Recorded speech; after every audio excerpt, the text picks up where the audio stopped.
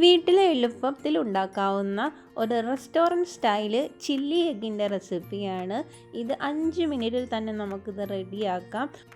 ഇതിനായിട്ട് ഞാൻ എടുത്തേക്കുന്നത് 2 മുട്ടയാണ് എടുത്തേക്കുന്നത്. പിന്നെ വേണ്ടത് വെളുത്തുള്ളി വേണം, ഇഞ്ചി വേണം, പിന്നെ 2 സവാള വേണം, പിന്നെ വേണ്ടത് ക്യാപ്സിക്കം, എരിവിനാവശ്യമായ പച്ചമുളക്, പിന്നെ വേണ്ടത് കോൺഫ്ലവർ ആണ്.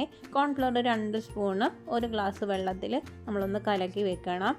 ഇനി ഒരു പാനിലേക്ക് നമ്മൾ മുട്ടയൊന്ന് ഇതുപോലെ ഒന്ന് ഓംലേറ്റ് ചെയ്തെടുക്കണം.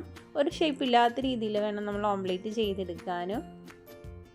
ഇത് ചോറിൻ്റെ കൂടെ ആയാലും ചപ്പാത്തിയുടെ കൂടെ ഫ്രൈഡ് റൈസിൻ്റെ കൂടെ ഒക്കെ നമുക്ക് കഴിക്കാൻ പറ്റുന്ന നല്ലൊരു ചില്ലി എഗ്ഗ് റെസിപ്പിയാണ്. വളരെ പെട്ടെന്ന് തന്നെ നമുക്ക് ഈ ഒരു ചില്ലി എഗ്ഗ് ചെയ്തെടുക്കാവുന്നതാണ്. ഈ രീതിയിൽ നമുക്കൊന്ന് കട്ട് ചെയ്ത് ഓംലേറ്റ് നമ്മൾ ഇതുപോലെ ഒന്ന് മറിച്ചിട്ടിട്ട് ഈ രീതിയിൽ വേണം നമ്മളൊന്ന് കട്ട് ചെയ്തെടുക്കണം.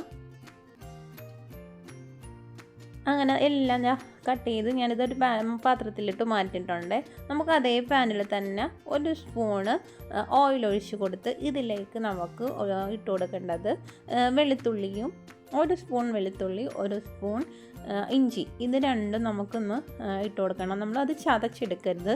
ഇതേ രീതിയിലൊന്ന് പൊടിയായിട്ടുള്ള രീതിയിൽ വേണം നമ്മളൊന്ന് അരിഞ്ഞെടുക്കാനായിട്ട്, ഒന്ന് പൊടിച്ചെടുക്കുക. ഇനി ഇതിലേക്ക് എരിവിനാവശ്യമായിട്ടുള്ള പച്ചമുളക് ചേർത്ത് കൊടുക്കാം. എന്നിട്ട് നന്നായിട്ട് നമുക്ക് ഒന്ന് ആ ഇഞ്ചിയുടെയും വെളുത്തുള്ളിയുടെയൊക്കെ ആ ഒരു പച്ചമണം മാറുന്ന രീതിയിലൊന്ന് വഴറ്റി കൊടുക്കാം. ഇനി ഇതിലേക്ക് ഞാൻ 2 സവാളയാണ് ചേർത്ത് കൊടുക്കുന്നത്. സവാള ഈ രീതിയിൽ വേണേൽ നമ്മൾ കട്ട് ചെയ്ത് ചേർക്കേണ്ടത്. പിന്നെ വേണ്ടത് ക്യാപ്സിക്കമാണ്. ക്യാപ്സിക്കവും അതേ അളവിൽ തന്നെ വേണം നമുക്ക് ചേർത്ത് കൊടുക്കേണ്ടത്.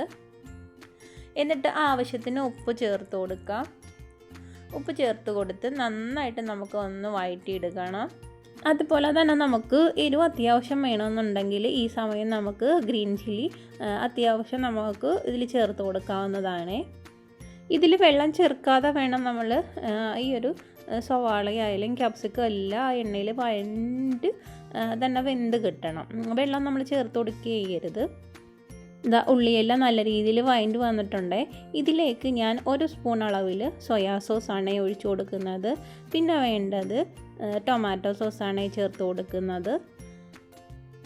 അതുപോലെ തന്നെ ഒരു 1/4 ടീസ്പൂൺ അളവിൽ ഞാൻ ചില്ലി സോസും കൂടെ ഒഴിച്ചു കൊടുക്കുന്നുണ്ട്. ഒരു 1/4 ടീസ്പൂൺ അളവ് മതി ചില്ലി സോസ്.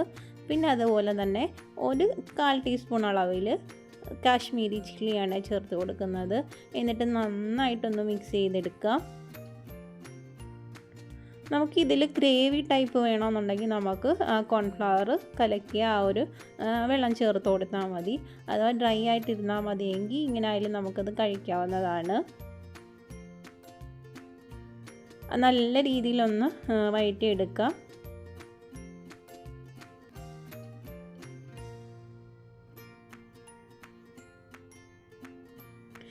നല്ല രീതിയിൽ അത് വഴണ്ട് വന്നിട്ടുണ്ട്. ഇതിലേക്ക് ഇനി നമുക്ക് മുട്ട ചേർത്ത് കൊടുക്കണം. മുട്ട ചേർത്ത് കൊടുത്ത് നന്നായിട്ടൊന്ന് മിക്സ് ചെയ്ത് മുട്ടയിലെല്ലാം പിടിക്കുന്ന രീതിയിൽ, ആ മസാലയൊക്കെ പിടിക്കുന്ന രീതിയിൽ നല്ല രീതിയിലൊന്ന് മിക്സ് ചെയ്തെടുക്കാം. ഈ സമയത്ത് നമുക്ക് ഉപ്പ് വേണമെന്നുണ്ടെങ്കിൽ ഈ സമയം നമ്മൾ ഉപ്പ് നോക്കി ഉപ്പ് ഈ സമയം ചേർത്ത് കൊടുക്കണം.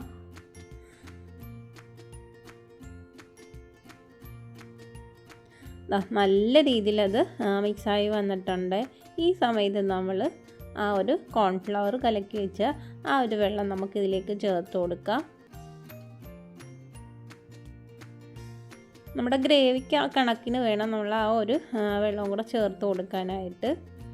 ഇത് നല്ല രീതിയിൽ അങ്ങ് കോൺഫ്ലവർ ചേർത്തേക്കുന്നത് കൊണ്ട് ഒന്ന് കുറുകി വരും. അത് നല്ല രീതിയിൽ അത് കുറുകി നല്ല സെറ്റായി വന്നിട്ടുണ്ട്.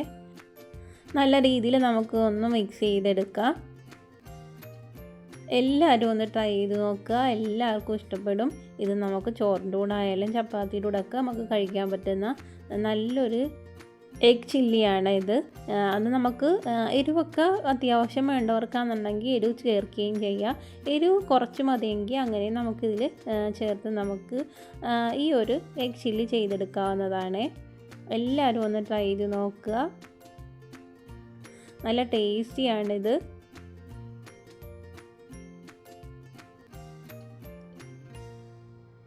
ഇനി നമുക്ക് ഇതൊരു പാത്രത്തിലേക്ക് മാറ്റാം. ഇനി നല്ല രീതിയിൽ അത് നല്ല കുഴഞ്ഞ് ജ്യൂസി ആയിട്ട് വന്നിട്ടുണ്ട്.